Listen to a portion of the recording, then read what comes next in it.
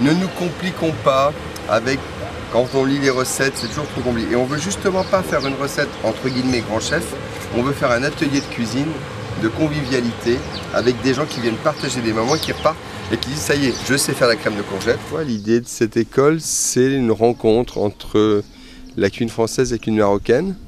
J'ai fait un livre de cuisine en 2004 aux éditions Flammarion, qui s'appelle Ma cuisine marocaine.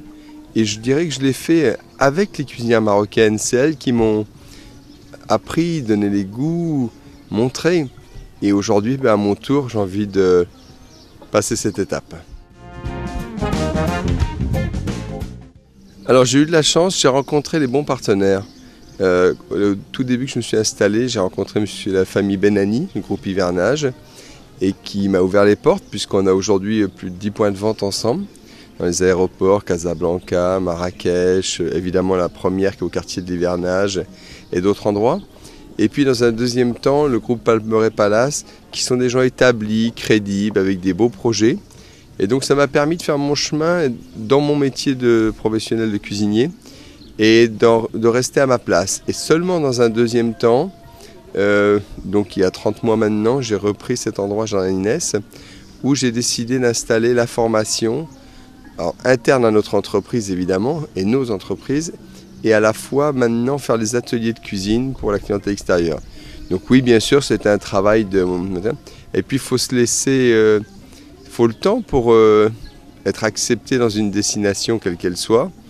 Et le Maroc est un pays très accueillant. Et je crois que si on est sérieux et respectueux, il n'y a pas de raison.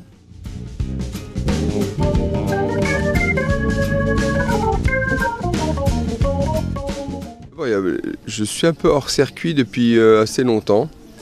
Pas que je le souhaitais, mais c'était un choix que j'ai fait, je dirais, indirectement. Déjà, Saint-Tropez n'était pas parti pour être une destination gastronomique au départ.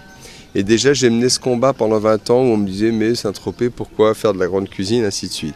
Et puis, j'ai toujours mêlé la cuisine et la fête. Et ça avait des fois un peu de mal à être compris. Et donc, au fil des années, je ne me suis pas détaché, mais je me suis simplement... J'ai pris la liberté de ne pas trop m'occuper du cercle des grands chefs, avec tout le respect que j'ai pour eux. J'ai travaillé avec beaucoup d'entre eux, j'en connais beaucoup, je peux les côtoyer, j'adore aller dîner chez eux, mais ce n'est pas mon leitmotiv de tous les matins.